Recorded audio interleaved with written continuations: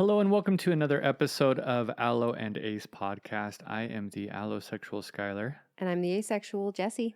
Jesse, before I ask you how you are doing, we should do our normal trigger warnings. Yep. Skylar, take it away. This is a sexuality podcast, typically about asexuality, and it can oftentimes include conversations around sex. Yeah. Shocking. We also may have SA and self-harm included, and we will always put in the show notes what is discussed on each episode. So before you listen, check there to see if you might be triggered. And if you are, what should you do, Jesse? You should stop the podcast and be like, whoa, I can't listen to this right now. I need to take a break. And if you need further help, seek out a therapist. Just like Jesse does. Or a loving person that you know is going to be there in a non-judgmental way for you. Yeah. Jesse, are we professionals? No. We're not professionals. I mean, yet. I'm not a professional yet. But no, we're not professionals. We just like to talk about our experiences and what we have observed and the different interesting things that we read about. And just like always, if you would like to reach out to us, you can do so in a plethora of ways. Yes, a plethora. We have a lot of social medias that you can reach out to us on. You can also email us at alloandacepodcast@gmail.com. And if you don't care about minutes or whatever, I don't know how it works, but we minutes? What is this? The late 90s, early 2000s? Minutes? If you'd like to go back to 1999. So we do have a US-based phone number that you can text or call and leave us a message if you so want to. And that number is area code 385-645-3651. I shouldn't assume that people aren't using minutes. Maybe some people are. Yeah, don't be a dick. Sorry, everyone that's using minutes. Anyway. So, Jesse. Skylar, how are you? No, you don't get to ask me that. Why? Because I ask you. And then I ask you. Sure. What is that face? But I do. You do. It's fine. Okay. I was agreeing by saying sure. Sure means yes. Oh, sometimes. That.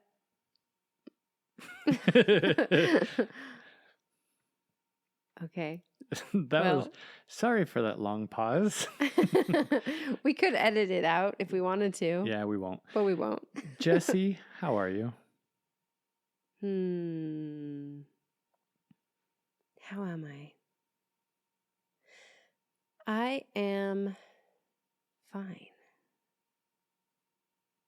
I'm fine. You know what? Actually, I think I'm pretty good right in this very moment. And then like all the other moments surrounding it, it was probably just like fine. But in this very moment, I feel pretty good. And that's because we had a really interesting conversation with a couple of our listeners for a good chunk of time right before recording this episode. And it was really nice. I really enjoyed it. It was a great conversation. Yeah. How are you? I am wonderful. Wonderful. Because I am married to you. Oh my gosh. Do you know how many people are going to stop listening when you say things like that? Oh, okay. That's so great. You're so wonderful because of being in such a great relationship. I didn't say I was in a great relationship. I said I was wonderful because I'm married to you. Okay. No, whatever. I just love being around you and we have so much fun together. We do. You're my bestie. Yeah, that's right. BFF, Jesse.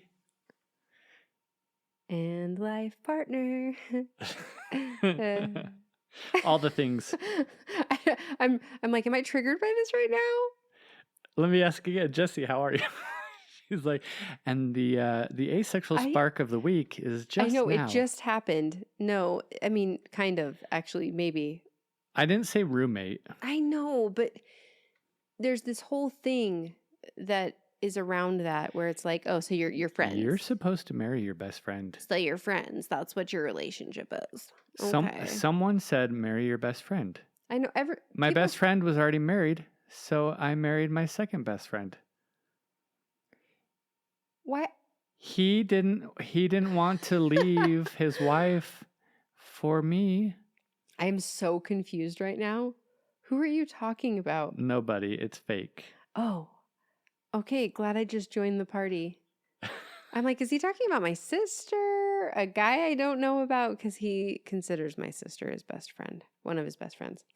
No, honestly though, like let's talk about that for a second. Sure. People say all the time that you should marry your best friend. Yes. Okay, so then you marry your best friend and then people are all weird about it. Now, They get so weird about it. I don't think that I don't think it's so much marry your best friend, because your best friend might be, one, you might not be attracted to that gender, but I think it's the idea that your spouse, your partner, should be Like- equivalent to a best friend.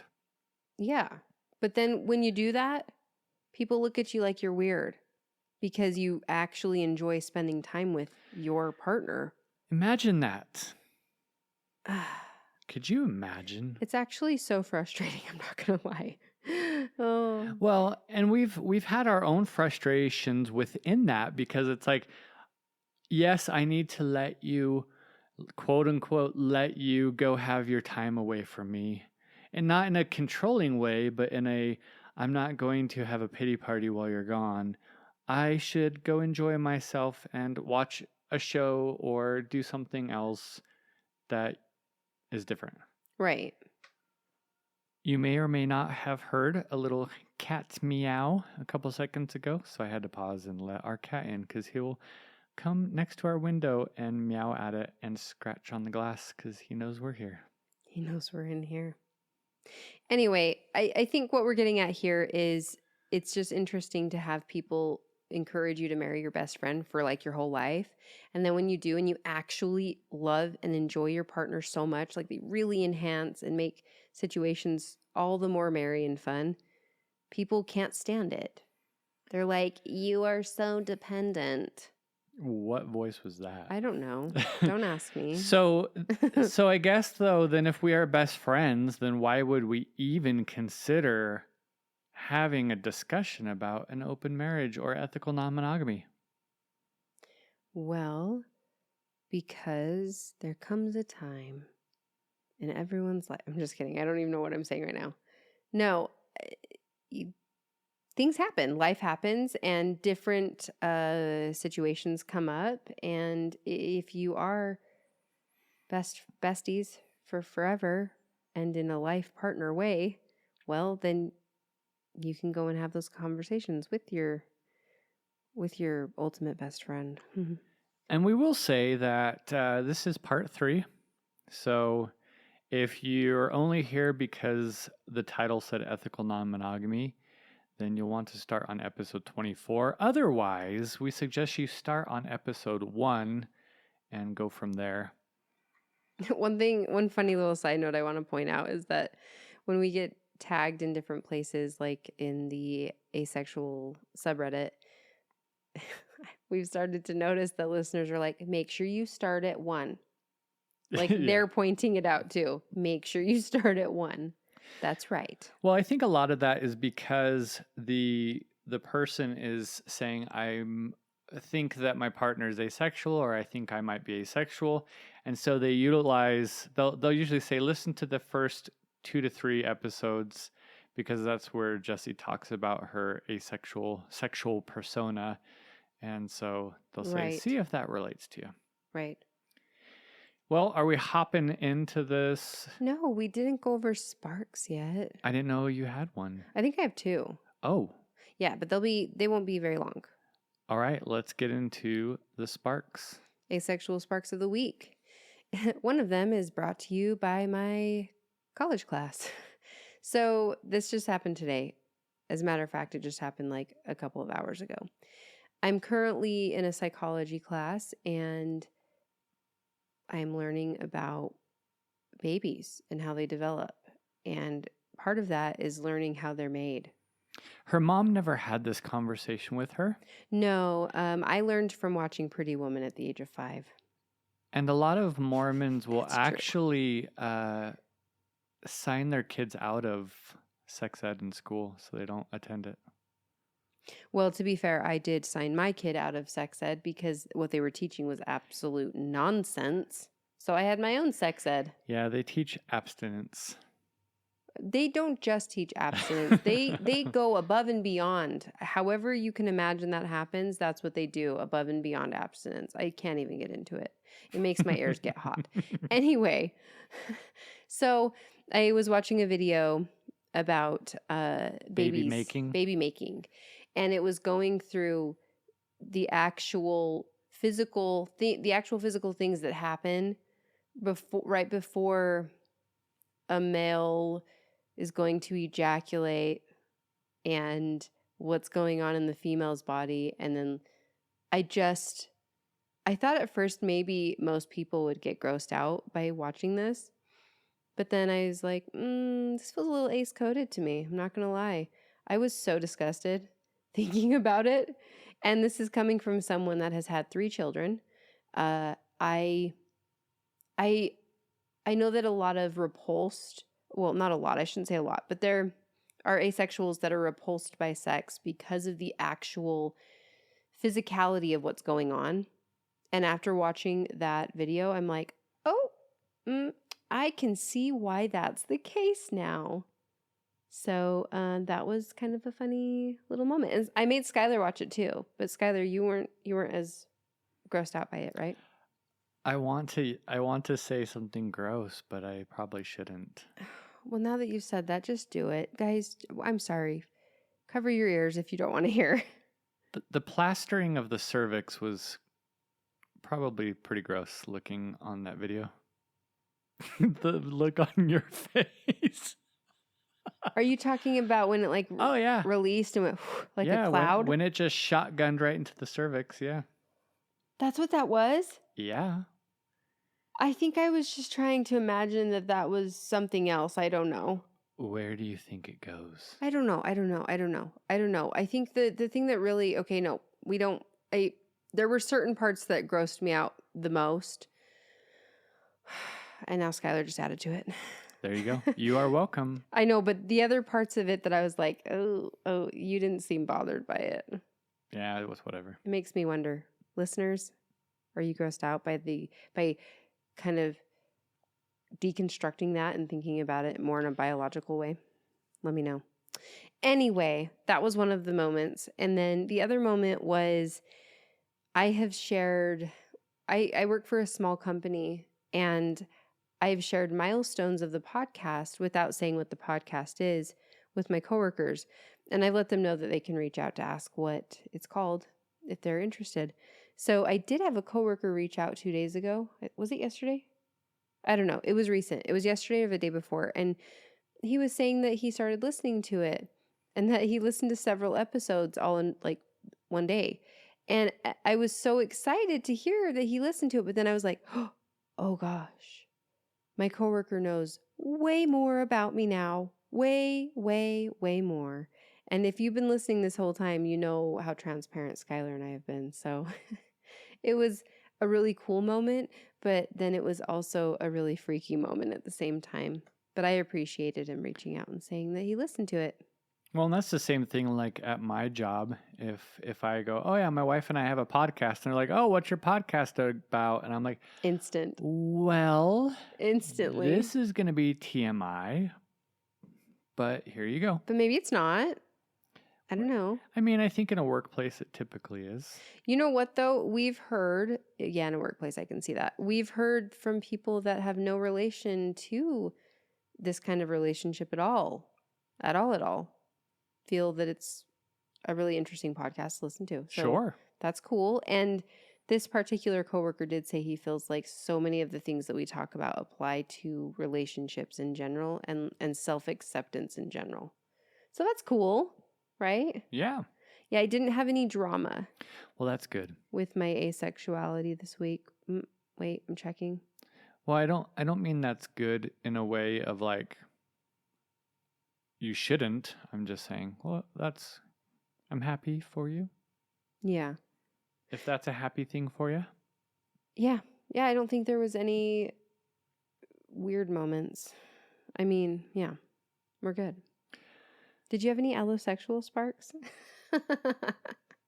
No. Really? Nope. Oh, okay. I'm not sure what I would have. I don't know either. Did anything piss you off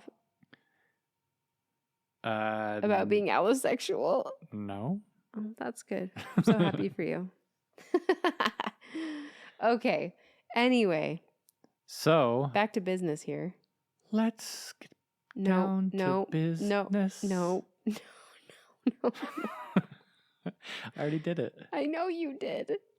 You're welcome. Thanks for that. All right. So this episode 3 of our exploration of ethical non-monogamy, is brought to you today by nothing.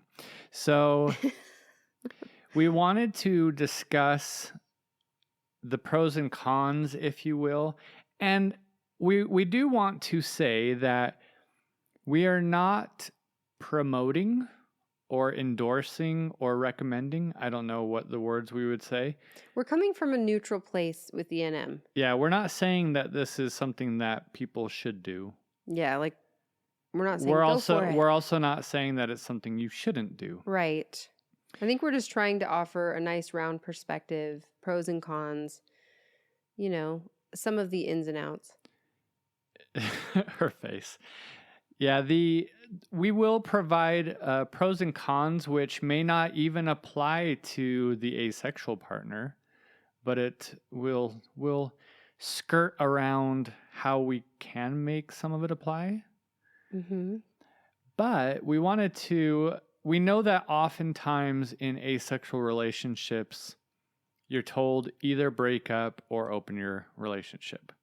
Yeah. And so if that is presented to you by your partner or by society, we just wanted to give some not so short, but short episodes, just dedicate at least 3 episodes to the concept of ethical non-monogamy, so that if you're already listening to this podcast because of asexuality in your relationship, then if it does come up, you have a reference point to have a beginning discussion on the topic.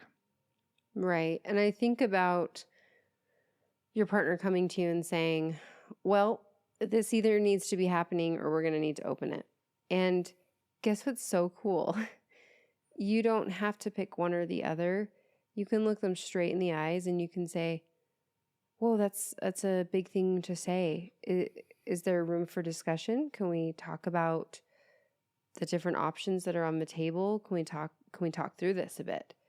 Like what I'm getting at here is that you don't have to say, okay. Like you don't have to say yes or no to either option. You can say, can we talk about the middle here? That's an option that you can say. Well, and whether it's received or not, that's different, but yeah. Well, I think if you've listened to the podcast up until this point, you would probably also have a good judgment of where your relationship might be and whether or not you feel like it's even necessary, not necessary, if it's even appropriate at this stage in how your relationship looks to even start talking about ethical non-monogamy. Mm-hmm. It might be more of a conversation of, I understand that you're frustrated or that you see this as the only option, but I want to sit down with you and discuss our relationship, generally speaking, and what I've learned about myself and where I feel like we can communicate and understand each other a lot better before we have that conversation. Right. So should we start off with reading something out of the Ethical Slut, or do we want to go into some pros and cons first? I want to talk about Ethical Slut a little bit because I was a little bit surprised, and maybe I shouldn't have been, but I was surprised that they had asexuality in here. And they covered it It was small. There was only a few spots that they talked about it, but they covered it in a pretty good and direct way. Like, I don't think it was misunderstood. Yeah. And that's pretty cool because so many people get it wrong. So many people have the wrong idea of it. Now, I will say that they did pair it in the same page or two with celibacy, Well, I but think they it made was the distinction. Yeah, I think the reason for that was to make a comparison between asexuality versus celibacy. Yeah, they made it clear that they're different things. Yes. And that's great because those two things, well, they get lumped together a lot. And they're simply just not the same thing. So one of the things that I found interesting is that this, I'm guessing this author, or one of them, Janet or Dossie, they talk about going and seeing an asexuality panel, and that there's actually a lot more similarities in relation to polyamory folks and asexuals than you'd think. And at first when I read that, I was like, huh? And a big part of that is because typically with polyamory, you are seeking a long-term love relationship. And it even goes to say that, Yeah, the name polyamory means multiple loves. yeah, where was it? It goes on to say like it's admiring and appreciating and being attracted to them in multiple ways outside of sex. Yeah. Yeah, it points that out. And then when you look up the polyamory definition in the glossary, it says that often shortened to poly, this new word has gained a great deal of currency in recent years. Some feel it includes all forms of sexual relationships other than monogamy, while others restrict its meaning to committed long-term love relationships, thereby excluding swinging, casual sexual contact, fuck buddy circles, and other forms of intimacy. So I think that that's interesting for them to kind of parse out the two different things there. Well, yeah, I mean, you could be polyamorous with one of your partners where you don't have sex, but you're in a relationship. Right. Yeah, they could be. It could be strictly an emotional relationship, and you have that with them. Right. I mean, and even the book, it's called Ethical Slut, and they said you can be a celibate slut, you can be an asexual slut. It's still in the ethical slut family. Yeah.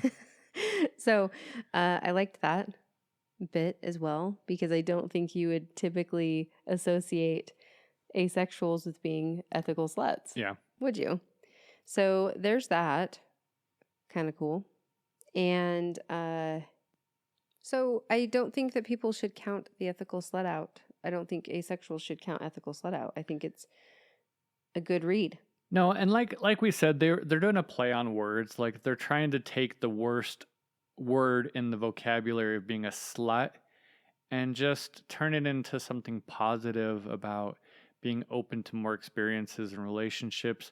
It's not a book about, oh, you should just go out and just fuck people and have no consequences, no rules, no anything. It's very much like it's very thoughtful. It's very thoughtful. I would say one correction from last episode. I used the word soft swing and full swing, and I just meant soft swap and full swap. As commonly referred to. It's not called soft swinging. It's called soft swapping. And it's not called full swinging. Typically, it's called full swapping. So anyway. There you go. Not that that mattered too much, but nah, we still want to be accurate. Right.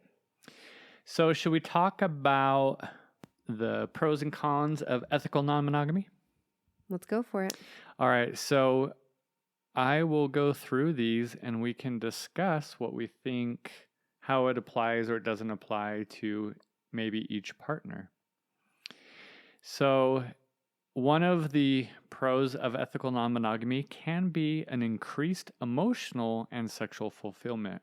So people can experience a broader range of emotional connections and sexual experiences, fulfilling different needs and desires that one partner alone may not meet. So we've talked about there's this idea of people not being the everything for everyone. Yeah. And Jesse is fully aware, right, that you definitely don't meet a sexual aspect of the relationship. Fully aware, loud and clear. Yes, I am. And so how do you think this pro, if you will, would apply to an asexual partner? Because it does talk about the emotional aspect. Yeah, and when that was said, I was like, my monogamous brain is kicking in because I feel like I spend every single day with you, and it seems wild to not be emotionally fulfilled by you. But you would say that there are relationships certainly that aren't 100% fulfilled on an emotional level. Yeah, I mean, relationships look so different between everybody. The problem is that society has said it has to be this way. I am convinced that so many more relationships would be succeeding if they actually felt like they could map out what their relationship should actually look like.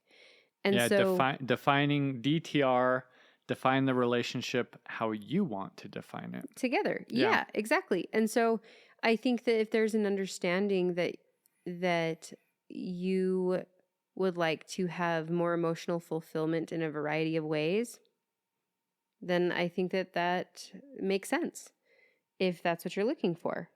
I think that I can see that. Yeah. But me sitting here, I can't, I'll be honest, between you and I can't fathom. Like, I'm like, that seems interesting to me because I don't look at anybody else nearly the same way that I look at you emotionally or connect with you emotionally. Yeah, and I think that as we've gone through, episode 16 and on, where we start talking about not being afraid of everything and having cupped hands and allowing ourselves open to the possibility of not necessarily being fulfilled because of something that's lacking, but having the opportunity to have other experiences that don't feel a need or take away from something, but just are an add to Yeah, healthy in human addition, relationships. yeah, it's an additional thing. It's not filling something in. But that first point that you just made is actually pointing at filling something in, isn't it? Well, it just says fulfilling different needs and desires that one partner alone may not meet. So, yeah, I think there's that idea of some people are looking at ethical non monogamy, especially outside of polyamory, because of A lack a lack. or a gap. Whereas polyamory, I think that they do have an understanding possibly that not everyone can be 100% for them, but that's not the reason for polyamory typically. But I wonder how much that could be flipped if the mentality was it's an addition to, Sure. instead of focusing on you can't give me everything, but focusing on, oh, it's an additional thing. That I wonder how much that would be looked at differently if that was more the focus instead of the lack, it's the additional. And I think it comes back to like that ego, like the self-ego that we have, where it's scary to think that you're not you're not your partner's everything. I think thinking about the flip side of this, right? Because this is, you just named a pro. Yeah. On the flip side, what this can feel like, especially for me as an asexual, and I'd imagine other asexuals, it's like, I can't fulfill the sexual part at all, and I'm not fulfilling the emotional part enough that you need more. Like, why are you with me? Like, I know that that's probably not the healthiest, but that's my initial thought. I'm like, wow, I'm not ticking the boxes in either big area. Well, I think the gut reaction is, so what can I do better? How can I improve? But maybe it's not about there being a 100%. Maybe the bucket that has my name on it is at 100%, but there's 5 other buckets around it. I mean, call me fully ego here, but I'm like, if you came to me and said an emotional part wasn't being like fulfilled, like there was a gap, I would be shocked out of my mind. I don't know a world where that wouldn't hurt. Well, you know? and I wouldn't come to you in a sense of you're not fulfilling me on an emotional level. It would again be something that was added, that there's other emotional connections that I can have. That feels completely different to me. That hits completely different to me. So that's what I'm saying. I wonder if it was framed differently and we focused on the addition of it and not the filling things up part of it. I bet you that people would be able to understand that more. Well, and I think that's where it comes to like the intimacy side of I'm fulfilled on an intimacy level with what we have, but that doesn't mean that I don't like sex. Well, yeah, you love sex. And so even though there's not necessarily a lack of intimacy, it doesn't mean that having, if down the road, if there was a natural thing that happened, as we've talked about, and I was in a relationship with someone and sex was happening, it would be just a different type of intimacy. It wouldn't be fulfilling a lack of intimacy. It would be a different type of intimacy that I have with another person. You don't think that it would surface out some hierarchy again? I feel like it could. I'm not saying that it wouldn't in other relationships, but if I've taken out that hierarchy, if I've fully found and became 100% aware of like intimacy and what is important and what's not. I know, but is it so much easier to fall into that mindset and believe that mindset when you are literally swallowed up by it being with an asex, like with me? No, because then because there's tons of allosexual people that are pissed off. No, I know. I think because you've been open-minded and everything, I think that you are living and breathing that mentality of there not being a hierarchy. But it does make me wonder if you did find yourself in a secondary relationship of sorts, and that was a part of it, sex was a part of it, if it would be harder for you to stay in this mindset of not having it in this other relationship. I don't think so. Because I think that for me, I just have the craziest story in my head though. It's like I feel like you'd be like, oh my gosh, this is the actual fucking best. I'm so fucking happy. It's very animated. Going back to the Kool-Aid man. Oh yeah. Oh my gosh. Kind of. But yeah, okay, go ahead. Sorry. No, I think that I really am at a place, because here's the thing. With the cupped hands thing, I could come to you if I really wanted to. I could come to you and say, I'm glad that you're looking at it being this thing where it should be a natural thing, but I just miss sex and I really want to just be open to me going and having sex with someone. But I'm not doing that. Right. Your face. That's going to be the title of this episode. Your face. Not really. No. No, so I think that we have a good enough relationship. We have Oh my gosh. we have the relationship that we have, meaning we have a good enough relationship in the sense of there's not a lack of communication. I don't have to pussyfoot. I don't have to like any of this stuff. I can have an open conversation with you. Where does the term pussyfoot come from? Google it. Is that a bad thing to say? No. Are you sure? I think it like a little cat sneaking around? Yeah, it's based on a cat sneaking around. Why did people start calling cats pussy cats? Why did they start calling bitches dogs? I don't know. Okay, we're going to figure this out. Hopefully no one was offended. I mean, if you've listened to any other episode. I don't think we've used that term before. Anyway, okay. So that's you're saying this is a pro.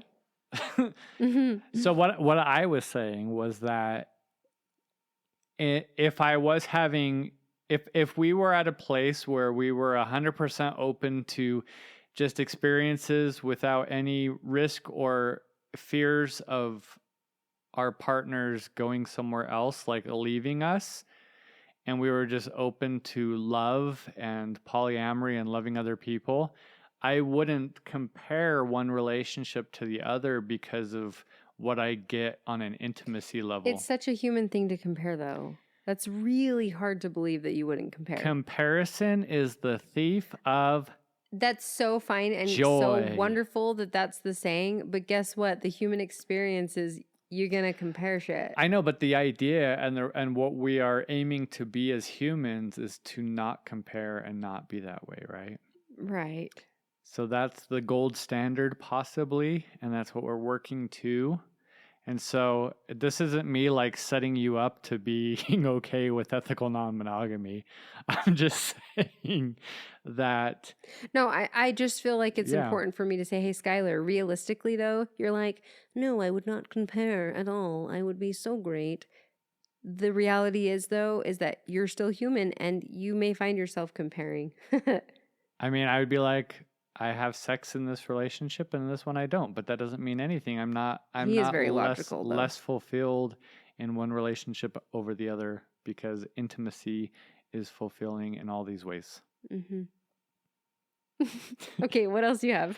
So flexibility and freedom. So that kind of goes into what we were just talking about. So a pro is flexibility and freedom. Yeah. So ethical non-monogamy allows individuals the freedom to explore and define their relationships on their own terms rather than adhering to traditional monogamous expectations.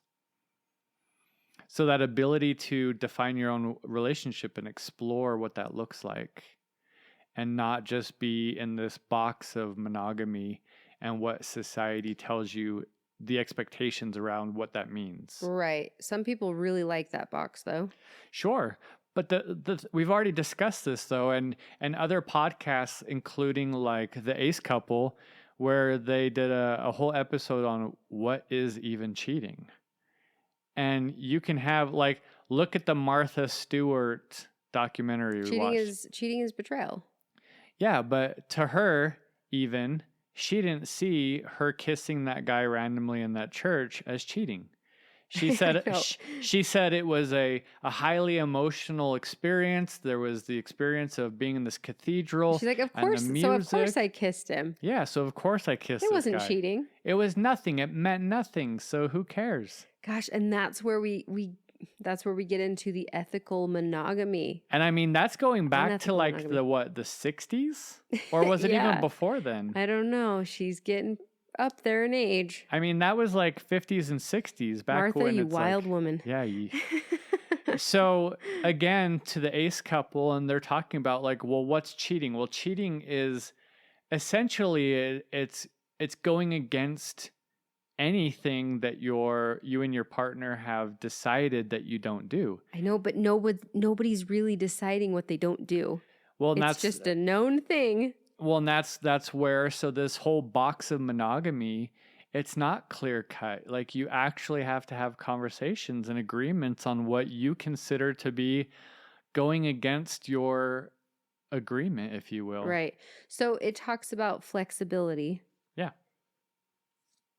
What does that mean exactly? That you are free, like you have autonomy, like you are free to have something happen where you feel you're able to naturally feel the things you feel? Yeah, like I'm not forced or I'm not held to only doing this one certain thing with this one certain person. Right. So there's flexibility. Like, there are people who are in completely different relationships where they might have a more quote unquote vanilla love life in one relationship, and then in another one they're into BDSM. Mm-hmm. And their vanilla partner doesn't want anything to do with BDSM. And so they have that flexibility to participate in both aspects while fulfilling the the sexual So stuff you on think one and the you're other. saying it offers a flexibility in multiple ways. Yeah, emotional, physical, hobbies. I mean, there's lots of different things. As you have multiple relationships, or as you involve yourself in multiple aspects of humans, you're going to have different things that you do with different people. Mm-hmm. Okay, and then so what can be the downside to that flexibility? It can be Well, taken too far, it can be taken advantage of. we'll get to all the cons after all the Oh, pros. I thought we were flipping each one on their head. Well, we'll go through the list and then we can look to see if there's anything that we want to add or flip them. Okay. We've kind of discussed this one a little bit, so less pressure on one partner. So in traditional monogamous relationships, there can be an expectation for one person to fulfill all emotional, romantic, and sexual needs. Ethical non-monogamy can relieve this pressure by allowing partners to seek fulfillment from others. So it goes back to does your partner fulfill every emotional, romantic, and sexual quote unquote need or want? I just had this thought, and it does relate to this, but I wonder how many people are feeling a lack or a void, but they haven't actually connected with themselves in that way. True. I wonder how many people would actually be fulfilled with their partner if they're fulfilled in that way with themselves as well. I do think that so we have seen this with people that we have known where they were too afraid to do something in one relationship because they felt like this establishment, or like they couldn't do something in that relationship, like, oh, I can't use a butt plug or a prostate massager because my person that I've been with this whole time, They're going to think it's weird. yeah, they're going to think it's weird, or I don't feel comfortable. But then I'm in this other relationship with someone who is fully into me exploring that aspect of myself, whether that's with like sounding rods or, prostate massagers or what. And so there might be that going on as well.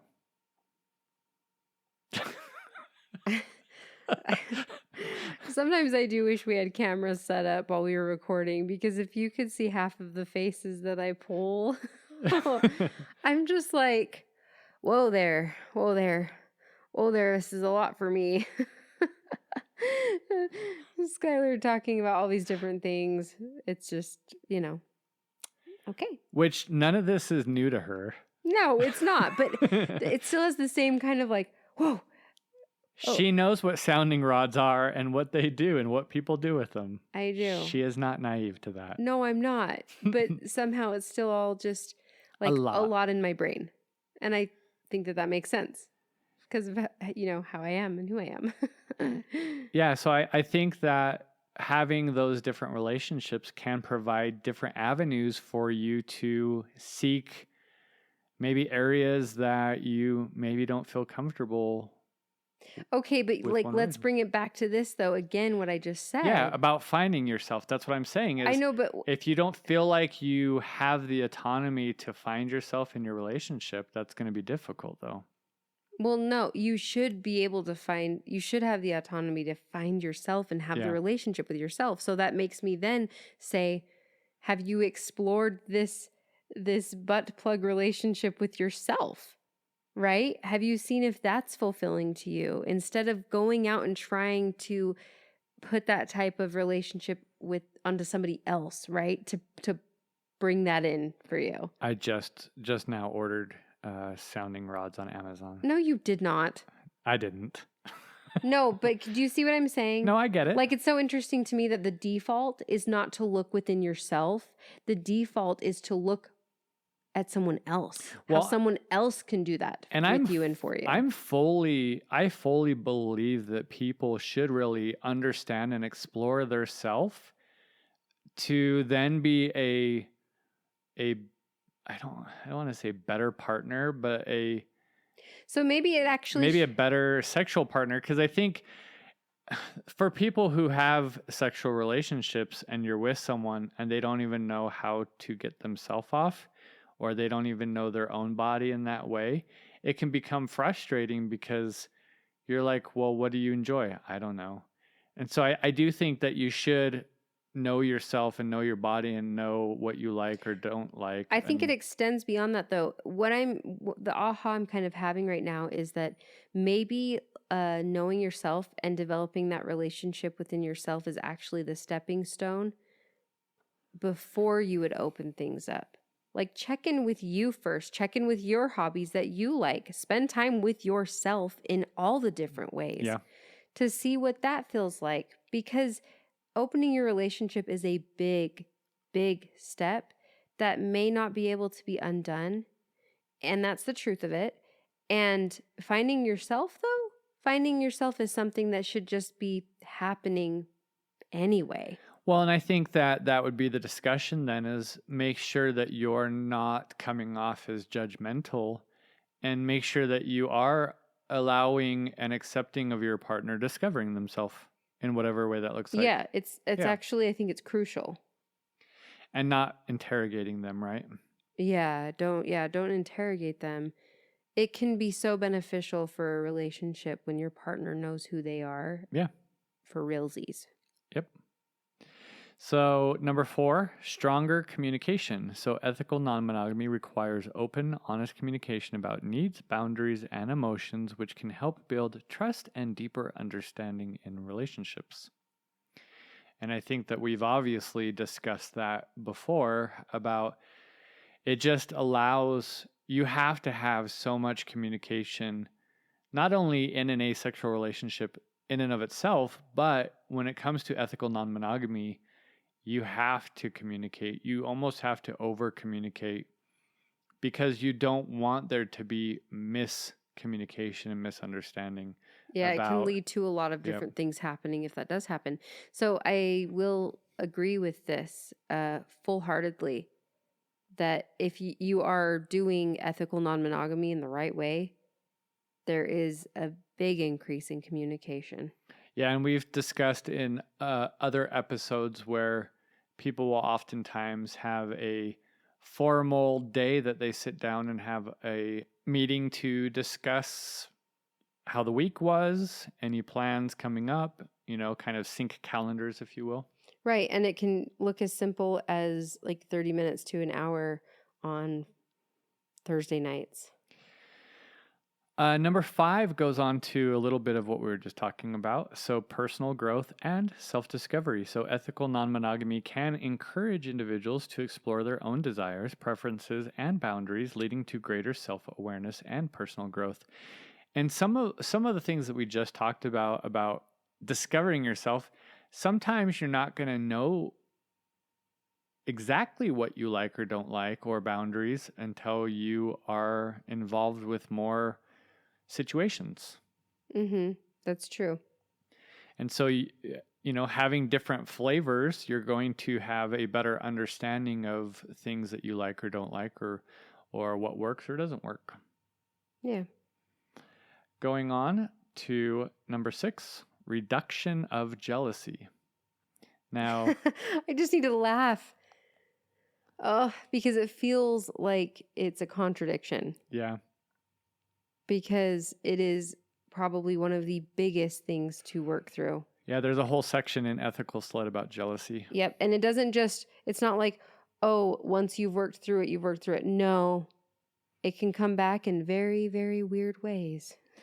So it says, when practiced ethically, ethical non-monogamy encourages individuals to confront and manage jealousy in healthy ways, potentially leading to reduced feelings of possessiveness. Okay, well, I can get on board with that last statement. It does force you to confront your possessive behaviors. Yeah, why am I jealous? I am jealous that my partner is having a good time with another person. Why?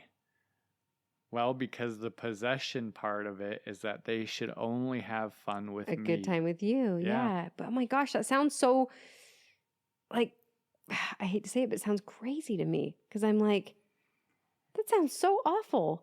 That sounds so controlling. I get to laugh with whoever I want to laugh with. I like how you edited yourself I know. for the first time ever. No, I did it earlier No, I know too. you did. Yeah. But it is interesting. We brought up we talked about this earlier this week, where it's like, okay, so I go on a girls' trip, a girls' weekend, and I'm spending time away from Skylar. What's the difference between that and if I was going and hanging out with a guy, I guess, or another single individual, another person that's available?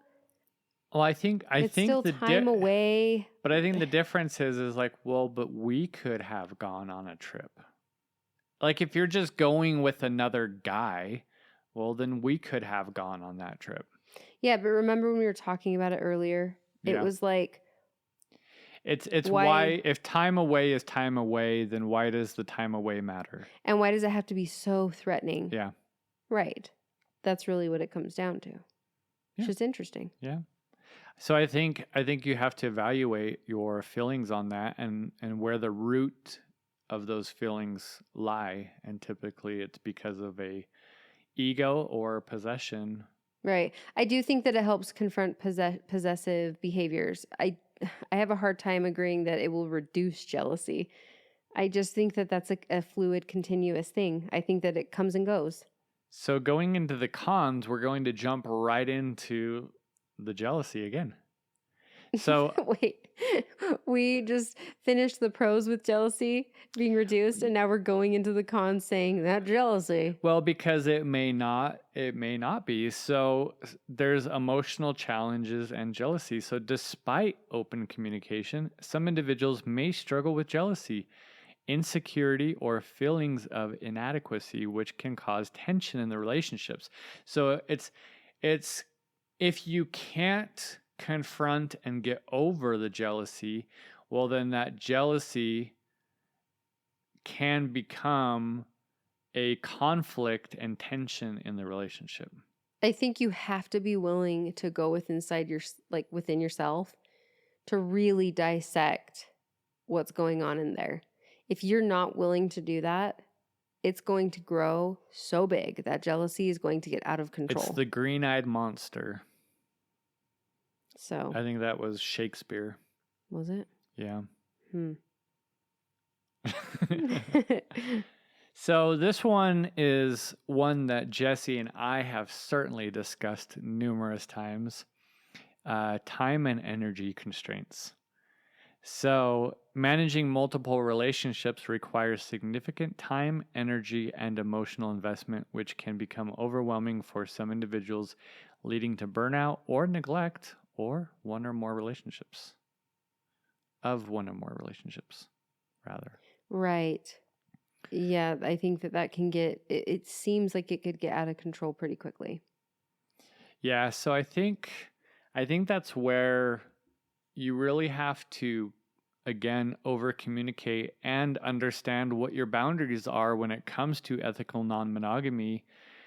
And just because there is autonomy, it doesn't mean that there shouldn't be some self-constraint with your autonomy.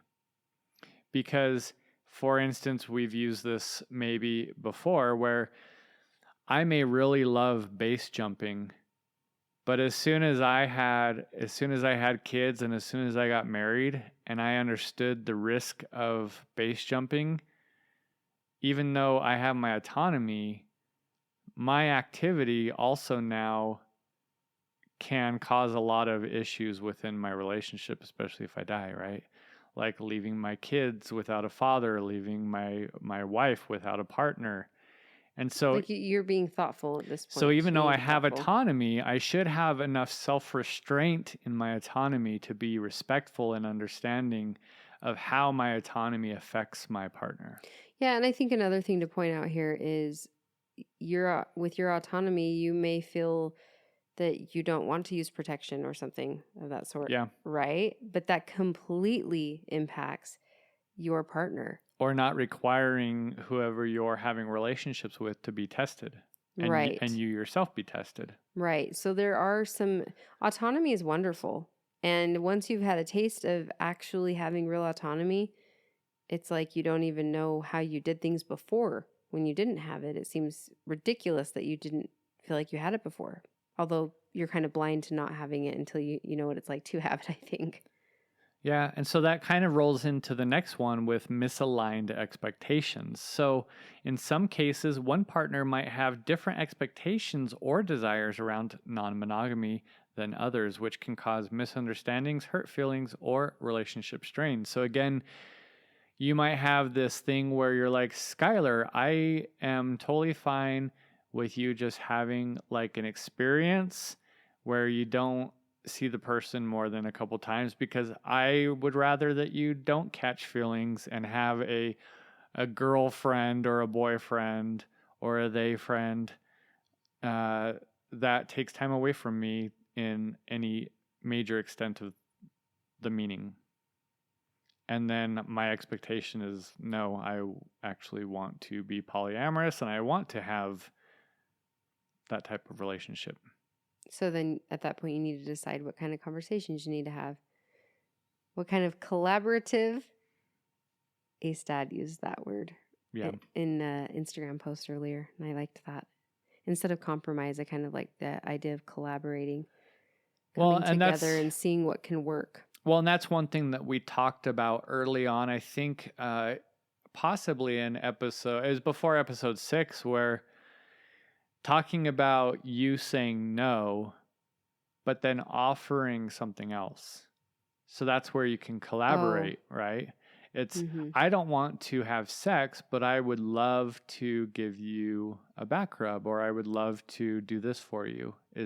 Are you open for that? So it becomes a collaboration instead of just saying no. Right. And me not feeling rejected. Exactly. That's such an amazing offer if you don't look at sex like a hierarchy. Yep. Yeah. So this one's a biggie. Uh-oh. What is it? Societal stigma. Oh my gosh. Oh my gosh. Yes, that is actually, you know how stupid too. Society really judges harshly with folks that are out of the box. And to me, I think of it now and I'm like, out of the box. Like, why are we even concerned with consenting adults that aren't causing harm? Like, I don't. And maybe I'm just too far gone in quotation marks, because I'm just like, you're like, who fucking cares? Society fucking blows. Okay. Everyone seriously needs to start taking back their relationship autonomy. How about that? Yeah, so ethical non-monogamy is often viewed as unconventional or morally problematic by mainstream society. People practicing ethical non-monogamy may face judgment, discrimination, or lack of understanding from others. And that can be even within your own family. Like people... Especially in your family. People, might not want to have anything to do with you because that's morally... They might not want anything to do with your like extra partner. I just think that feels so sad too, because it's typically someone, if you're in a polyamorous relationship, it's someone that you absolutely love and adore so much. And it's like, if you and your family like shuns them. Yeah, because it's like, if you know me and you know who I am and you know who I would have in my life, then you would love them too and accept them. Yeah, the society part of it is really scary and a very big deal. Yeah. And it's something that I've experienced myself with the different situations that I've seen and been in. And I've seen it with the friends that we have, lots of them, where it's a struggle. Yeah. So in that sense, be prepared. And you know what? I'm just going to say this too. It doesn't feel good to have this like big part of your life be a secret, because it is a big part of your life. Yeah. At some point, you're going to likely be like, I am so sick of hiding this. I'm so sick of hiding one of the loves of my life. I want to talk about them to everybody. So another one is complicated logistics. So coordinating schedules, managing multiple relationships, and ensuring everyone's needs and boundaries are respected can require significant logistical efforts, which can become stressful at times. yeah, I think that goes without saying. Like, you don't have to say too much. Like, I think it's understandable. Yeah, like, and we use the example of, hey, I know it's your night, but my other partner's birthday is tonight. Do you mind if I go do this? You have to kind of balance and juggle familial. You have to give the benefit of the doubt a lot. Yeah, familial responsibilities and we talked about like how do you. Someone brought up, how is ethical non-monogamy often fair? And I think this is one of those times where it's like making sure that there's not an imbalance in there's time. Probably not a continuous imbalance. I think that there is going to be ebbing and flowing going on a lot, but there shouldn't be long stretches of ebbing and long stretches of flowing, right? Yeah. Another one is risk of relationship inequality. So sometimes one partner might feel left out or neglected if they are not as involved in other romantic or sexual relationships, which could cause feelings of resentment. Yeah. So I think that you even, I think, mentioned this in the last episode where you're like, oh, if Skylar's with this person, they're probably super cool and I would want to like be with them too. I would want to like hang out. I'd imagine so, honestly. And so you kind of have that FOMO, if you will. Yeah, if they're super cool, which I think they would be, I'd probably be like, well, that sounds fun. But that part doesn't. I'm going to leave you guys be for that one. La la la la la, I don't even know anything. Bye. So another one which we have talked about with boundaries and stuff is that potential for miscommunication or dishonesty. So while ethical non-monogamy emphasizes ethical behavior and transparency, miscommunication or dishonesty can still occur. If one person is not fully open about their feelings or activities, it can cause hurt and mistrust and can be viewed as cheating. Right. I mean, I think betrayal, for the most part, goes in line. I mean, you're not being ethical if you're betraying. Yeah. If you talk about something and you go against that, then, well, that's betraying your partner. It really comes down to just talk about it. Talk about it, talk about it, talk about it, talk about it, talk about it. Like, that's it. Communicate it. Don't. That's what you need to do. Okay? That's it. Yeah, so ultimately, the success of ethical non-monogamy depends on the individuals involved, their communication skills, and their ability to manage the complexities it introduces, because it sure does introduce complexities. And what may work for one person or group of people may not work for another, so it's important for individuals to carefully consider their desires, boundaries, and expectations before choosing this type of relationship. Yeah. I think we've said time and time again, like, make sure that your relationship is as good as it possibly can be before stepping into that. But I'm going to add to that, make sure your relationship with yourself is as healthy as it possibly can be, and that your relationship with your partner is as good as it can be. Yeah, 100%. We haven't really said that. Like, we haven't really focused on that part of it. And it's a huge part, yourself, your relationship with yourself. Yeah, and just as we've said this before, and we will continue to say it. This has the aspect of causing sexual compliance, and you need to make sure that when you're communicating with your partner, either way, about sexual or about ethical non-monogamy, rather, that you are not using it in a way as a getting behavior or in a way of compliance, sexual compliance, because that is going to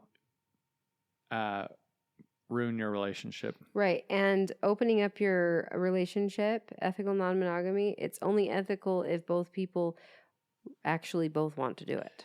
Well, not necessarily want to do it, but Okay. are open to it happening, whether it's between both of you or That's one what of I you. mean. That's Yeah. what I mean. Yep. Yes. It doesn't have to be enthusiastic, but you need to be in a place where both partners accept that you're going to move forward with that, and they feel healthy about it. Well, and I would say that a good way to start is by having that dipping of a toe, if you will. Like, not just agreeing to go full bore into it, but just say, hey, this is something that I want to experiment or experience. And if I go do this thing, I want to come back and talk to you about it and see how I feel about it and see how you feel about it. Because I don't want to just be like, get over it. Like, you're jealous. Well, get over it. I want to have a conversation with you and say, hey, I was gone. What do you mean by saying go do this thing? For instance, let's say that you and I weren't in this like aspect of a natural thing happening, and I came to you and said, I want to see what ethical non-monogamy is about. And you're like, yeah, I'm scared. And then we get to a place where you're like, and I say, how about I go on one date? And then I come back to you. There's not going to be any sex happening. It's just going to be a date. There might be a kiss, maybe hold hands, but So you're suggesting that the person that's interested in ethical non-monogamy goes out on a date even though their partner is saying, I'm scared, I don't know if we should do this? no, that's not what I'm saying. I'm saying that if you both are agreeing to it, it doesn't mean that you have to go full bore into it. You can go into it and dip a toe, go on a date, come back and have a conversation. Okay, wait. Consider your partner's feelings. Let's put the human back into this, though, Skylar. Yeah. How often do you think that happens where someone's like, I'm not going to do anything. I'm not going to do anything. And then they go on a date and then they do the things because humans. Well, you have self-control. Okay, I love that you are logically thinking of that. But then are you actually not logically thinking about it because we both know that humans get up all into it if you easily? care about your relationship and you are communicating and you are open to not getting a divorce or splitting up, then you will not pass go. Then you will have self-control. Like, that's what these boundaries and communication is about. And so I want to go on a date. I promise that I will not do more than kissing or holding hands.